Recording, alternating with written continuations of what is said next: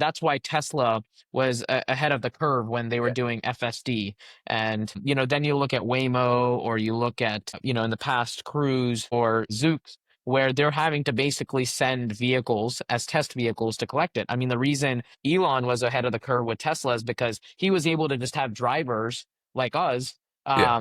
We go were around. collecting data for Elon for a We're the long Tesla time. training team right here, the Yeah. trio. Exactly.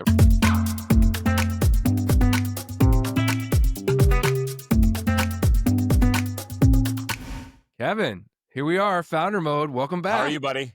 So let's talk about, for you, given all of the stuff you're doing with AI right now, like you're seeing a lot.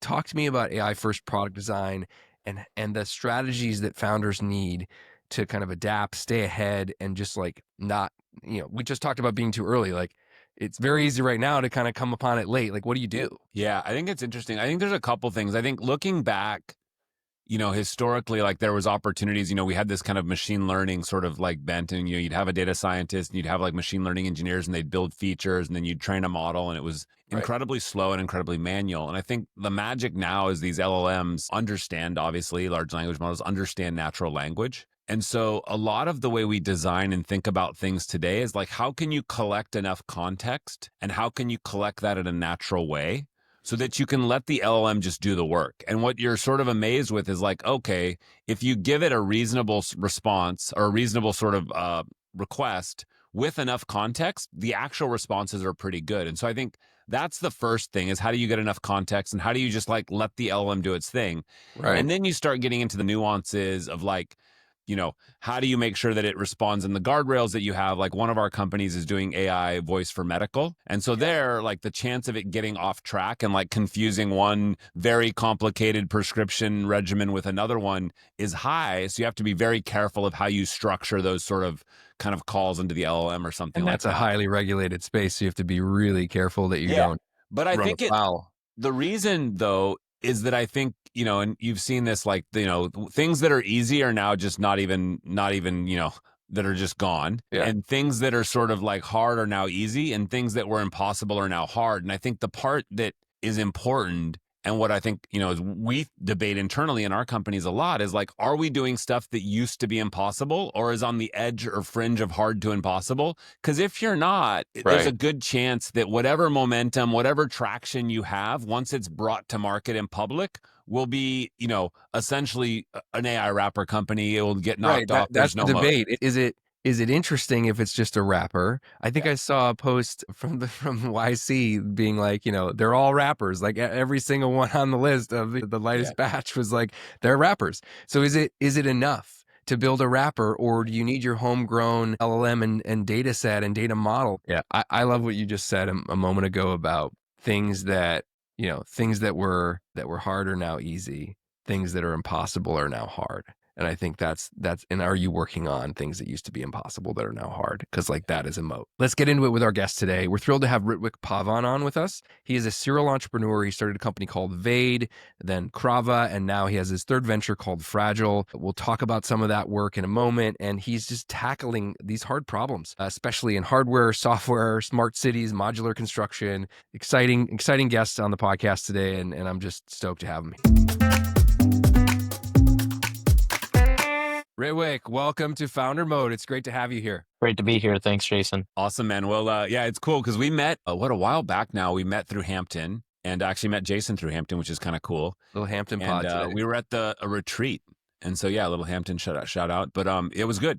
And yeah, so I think jumping into it, I mean, what does building AI first product mean in practice? And like, I don't know, how does that change the user experience? I know you've done a ton of stuff with talking to companies, and you just came back from an international trip. And I'm curious kind of what you're seeing with, AI and how that compares to the sort of traditional approach.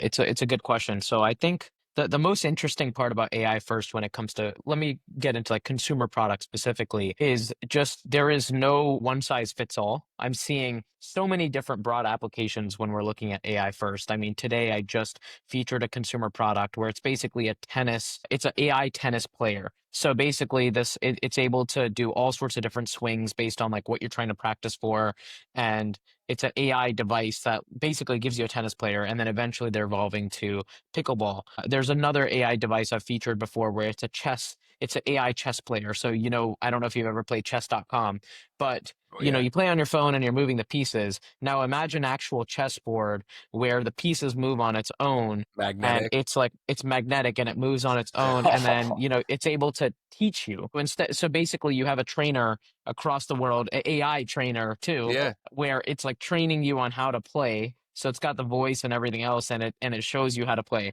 Is So the I think tennis pickleball one also physical world, like on the other side of the court with you? yeah. So it's like So it's on the robotics, other side. basically. Yeah, Yeah. it's robotics. So it's like So the to ultimate ball machine. Cause I was like, yeah, that's Yeah. we had like this little turtle ball machine back when I was playing tennis, and like it would just spit them out at you at like, some yeah. relatively. Just one thing Exactly. it did. So exactly. And I used to play tennis, and that was the standard, right? Like you could go to a tennis center, you could rent one of those tennis machines, and Yeah. it just like throws balls at you. But now taking that to the next level, it's basically an AI tennis machine that reacts to the shots you're taking. Then they've got an Incredible. entire app. They've got an app that basically understands all of your shots and then gives you a write up at the end of your tennis session and is like, this is what you need to improve on. This is where like you're lacking. And so to answer your question, Kevin, I think it's like AI first to me is like just ultimately a better customer experience. It's Right. taking everything that before was like, in my opinion, like not the best customer experience. And now it knows you as an individual and is basically able to improve the customer experience per, whatever it is you're looking for. A few months ago, I had the chance to meet with a company called Matic Robots. And I think they're a really exciting AI first product because they built this robot vacuum, right? So at first glance, it looks like a Roomba. It doesn't look like one, but it sounds like a Roomba or a Eufy or any one of these robot vacuums. But when you actually look into it, it's learning all of the behaviors around your home and is then able to know that, okay, your kids are coming home at 4 p.m. and they're going to make a mess around the dining table. So let me go clean Mount up the up. floor. It's like, get ready. Exactly. And so just ultimately I think AI first is going to allow for humans to have a better customer experience, and every product is going to be focused on the individual themselves rather than this kind of standardized Yeah. product that we used It's to see in the almost like past. personalization first is like could be another way to say it. It's like now the AI has now enabled personalization at this like new and incredible sort of Hyper-personalization. rate that wasn't possible before. Yeah. Absolutely. And I think it also allows for better outcomes where, before we were okay with mediocrity, but now it's like, how much can we actually push these products to their limit to deliver the best experience? I love it. I think what's interesting when you juxtapose that against AI later, right? So AI first, amazing. We're talking about hyper personalization of product experiences. But for founders that are kind of falling into the trap of adding AI later, and even companies that have been around a long time and like they just weren't AI first. How do you think about that mindset of building AI first? And maybe a good example of this would be, your days at starting Vade and also like another player in this space, a very big one, Sidewalk, like smart cities in the pre-AI explosion, and now how you'd think about that. I'm just super interested in this space because there's so much that we don't even think about when we walk around in the world in our urban or suburban environments, and like this is stuff that I can imagine going off of what we just talked about, that hyper personalization and AI can make our world around us so much better. And I know you have strong opinions about this, so I'm eager to hear them. Yeah. So you had mentioned my first startup, Vade, which was a GovTech startup where we built cameras that used computer vision to collect real-time parking data and then effectively improve traffic congestion, help citizens, with finding parking spots. And if I were to build that company today, it would look a lot different than it was back in 2017. And that's just because of the tools that are available today to, everything from being able to use AI to predict when a parking spot would be available. Also, on that note, down the road, I mean, I think it's going to be inevitable. Bike lane safety, getting traffic lights to actually react to all of this behavior that is being learned around, like, what are the prime times when, people are looking for parking spots? When is like what are the busiest times Yeah. when, these curbs are taken? And then And in being real able to, time. yeah, in real time, and then being able to connect to this hardware where it can now be AI first as well. Because today there's effectively no real-time data to be able to know, what I consider parking spaces as a city's inventory, right? There's no way to balance the supply and demand, even when like some level of data is available through parking meters. So if we can actually use all of that data and then connect it across through like pedestrian, for example, with like the pedestrian signs, right? And then the traffic lights. Today it's kind of all just like a guess. But if we can use AI, I mean, the company would look a lot different today than it was even 6 years ago. So I think AI first is, yeah, sorry, go ahead. No, have you seen approaches to this strategy in terms of like training data, feedback loops? Because I think part of what you're getting into is like, we didn't have the models, but then it's also like, did we have like the product roadmap to make that strategy work? Where it's like, hey, you need smarts on both sides, right? Like, especially in a city case where like there's this legacy tech that you're trying to like kind of like light up with AI or personalization. Yeah, I mean, I'm seeing it on the roadmap for a lot of companies. I think it's a good and bad because I think there are some companies that are just trying to insert this AI first when it doesn't make sense to go close a fundraising check or investor check. And then there's the No, companies where it's nobody's like, doing that. Just buy the domain, Everybody's just get the legitimately .ai, doing and it it's with like you're AI. golden. 20x rev. right, exactly, right. Throw some AI use case in there, and then you've got a check. So I think there's a good and bad to it. I think there's like real applications where it makes sense, but then there's also a stretch where like, I mean, ultimately I do see a lot of these companies predominantly having a positive use case, but it's of course a bubble right now where there's a lot of companies kind of just throwing it out as a buzzword. So let's double click there, right? Like when you think about that building of that initial high quality data set for a truly AI first product, not a pretend AI first product like we just talked about, how do you solve that cold start problem and really get there without the scale, right? Yeah, it's a good question. And I think like the first use case or the first AI or the first product that comes to mind is humanoid robots. Because when, you've got all these companies kind of fighting, you've got Optimus, you've got, Unitree, you've got a handful of these humanoid companies that are out there where people think that the bottleneck is actually the hardware, when in reality, it's not the hardware, it's the real like time data and the software side where there's just simply not enough models to kind of train it on, right? Like, for example, like when you're talking about a humanoid robot in every single person's home, every single home is like very different layouts. You've got like different washing machines. So it is an ongoing challenge that that comes to mind when we're looking at training these models. I think it's far more complex to be able to like just add this layer. I mean, even with like the robot companies, right? There's so many challenges around like every home has a different layout. And so I think it's just, it's going to come with time. I mean, AI is moving at lightning speed right now. But I think in some use cases, there's just not enough out there to train these models on. I mean, with software, it's a lot different because you can just train it off of X or Reddit or like, with Grok, for example, just pulling from all the X posts. But I think to get real life footage is, that's why Tesla was ahead of the curve when they were doing FSD. And, then you look at Waymo or you look at, in the past Cruise or Zoox, where they're having to basically send vehicles as test vehicles to collect it. I mean, the reason Elon was ahead of the curve with Tesla is because he was able to just have drivers like us, Yeah. go We were around. collecting data for Elon for a We're the long Tesla time. training team right here, the trio. Exactly, right? And so I think that was a brilliant move on his part because everyone else is behind, right? Like, so it is an ongoing challenge, but I think like as different applications come up, it'll be interesting to see, how the models improve. It is good because I think, we're working on a lot of software stuff in voice. And one of the things for us is like building simulators for that when it's software or things. If you can mock, the other side of that transaction, or you can have synthetic transactions that you're training against, where I think to your point, like with physical world stuff and humanoids, like it's hard to mock, like how many houses can you mock, or, you can at some level, but it's trickier to kind of put that in software. But pivoting a little bit to like the teams behind this, because I think a lot of this is the teams that are going to be required or the talent that's required sort of take some of these AI first challenges head on. I mean, you've talked to a bunch of founders across these consumer hardware space. Like, what are you seeing in terms of the makeup of these teams? And like, what does it take to win at an early sort of AI first hardware startup versus say like a SaaS company that we all worked in, 5-10 years ago? Now with tariffs, that, I think it's a lot harder to vibe develop a product than it is to vibe code. Yeah, it's an interesting one. One of my close friends, Asa, he's building kind of construction robots. And, when he built his first robot startup, which was drones, they like custom built boards and custom cameras and like super highly custom firmware. And now it's like literally off the shelf robots and like using, like I said, more simple techniques, right, to sort of put this stuff together. Partly, I think, fuzzes scale. So I think it's interesting that you're seeing the same thing.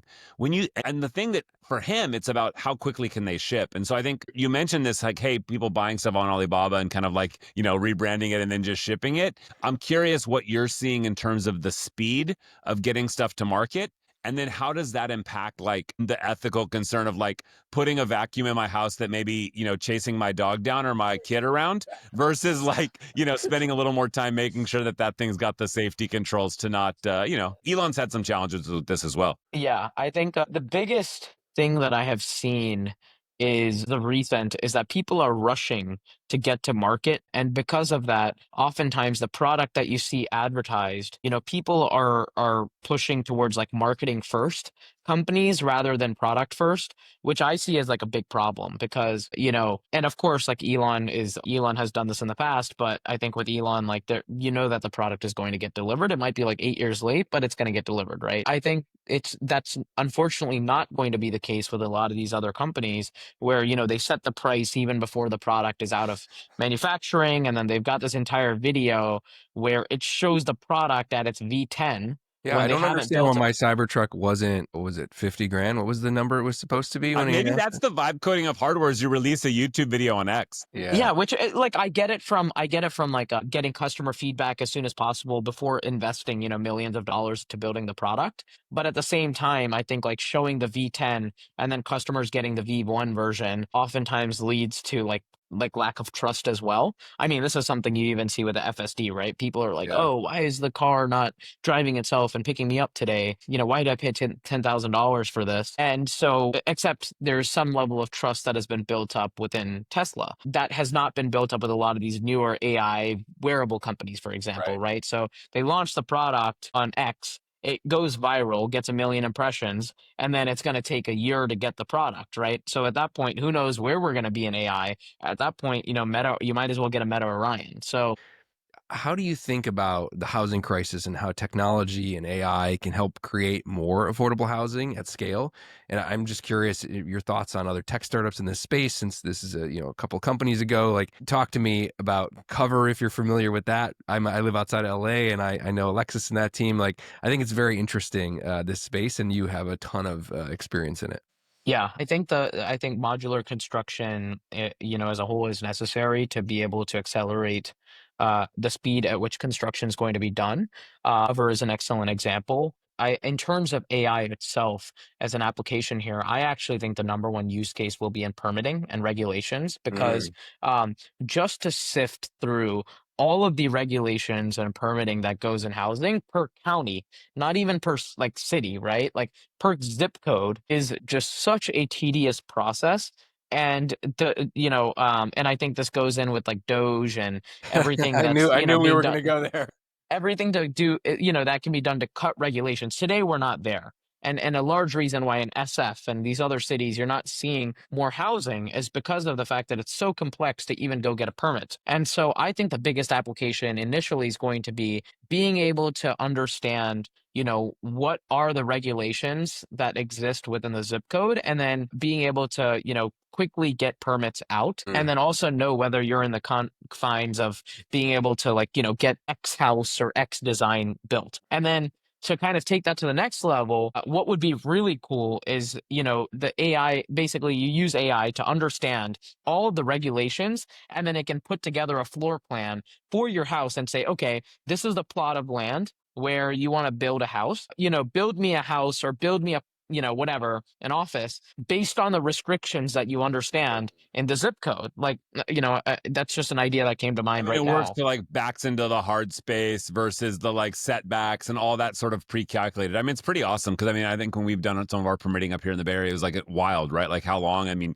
this many feet. Oh, the fence can't be here. The pool's got to be offset here. Oh, but it's grandfathered in so that if it's there, if you do it, but if you rebuild it, it doesn't move. And you're just like, man, it's crazy. So it was Yeah, very but I straightforward. think You've talked to a ton of companies. And I think like, you know, we went down the kind of like the permitting stuff and pieces, but where from like the hardware perspective, consumer hardware, like where do you think are like sort of the untapped opportunities? Where do you think there's just not enough innovation, or there hasn't sort of been a breakthrough? And what categories or sort of even products or companies do you think like, you know, are kind of like underrated or sort of just haven't had their moment in time yet? Yeah, I mean, I think it's like very clear the ones that are a little bit overrated or hyped up right now is Yeah, like, yeah. The high ones are good. It's like, what are the Yeah. underrated ones? What are the ones that like the product categories that haven't had the investment or the excitement? yeah, I think one of the exciting underrated ones is like sports. I'm seeing like a lot of early stage companies where I'm like, why has this company not been able to, or like, why has this company not been seeked out by, some of the bigger investors? Is like there is a very real application in AI to, help in lifestyle, right? Like there's so many, like as everybody kind of shifts and, eventually AI takes over, jobs and, helps you become, easier coder or anything else. It's like, how can we use AI to actually improve people's lives, whether it be sports, whether it be, any activity, right? I think I think one of the ones where it has been used and is going to continue to evolve is like health tech, right? There's a lot of health tech companies being funded like crazy right now in, health wearables, but also like health platforms. One I'm not seeing as much is like more the lifestyle side of it. As I mentioned earlier, like I think there's going to be so many different products that can be applicable, whether it's sports or activities or hobbies, which gets very interesting because you obviously have like companies like Eight Sleep or Aura Ring or Whoop, right? Where they will have this like they will eventually become AI first if they already aren't offering it. Another use case I think that's very interesting is outside of the like kind of lifestyle side is I'm trying to figure out the best way to there's public safety is a very interesting one. So I think there's a company that you guys might be familiar with called Flock Safety, Oh which yeah, is yeah. Flock is absolutely crushing it. And I think there's going to be a very real use case in security systems, even for homes. I'm not talking about like the cameras for HOAs and neighborhoods, but for your home.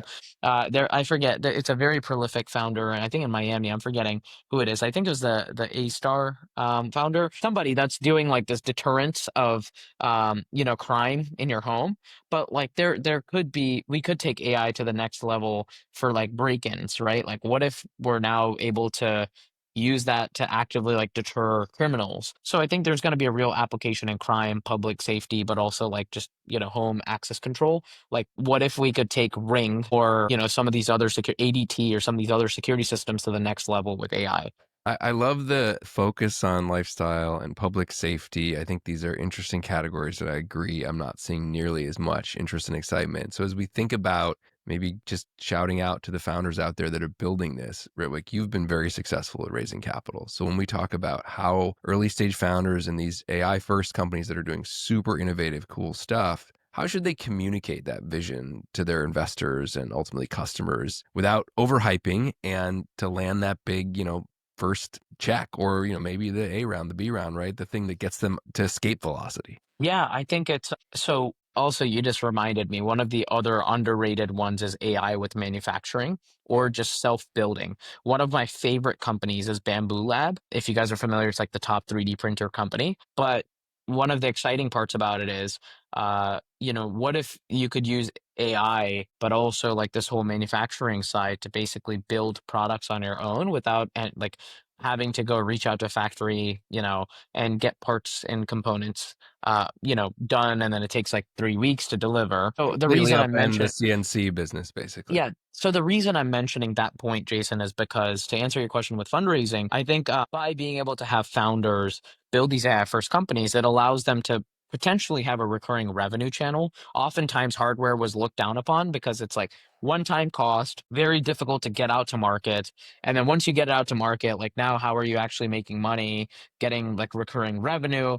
But I think like when you have a real use case where you're understanding customer feedback or you're, using all this data to basically improve their life or, build a better experience for them, they are going to be more willing to continue investing in the product as well, whether that be, like a monthly subscription, whether it be like, in different interactions. But I do think AI unlocks this new use case or like this kind of feature set where people are now going to be using those products on a more recurring basis, which is something that investors look for. Like when they're looking at apps, for example, not only are they Investors looking for love recurring retention. revenue.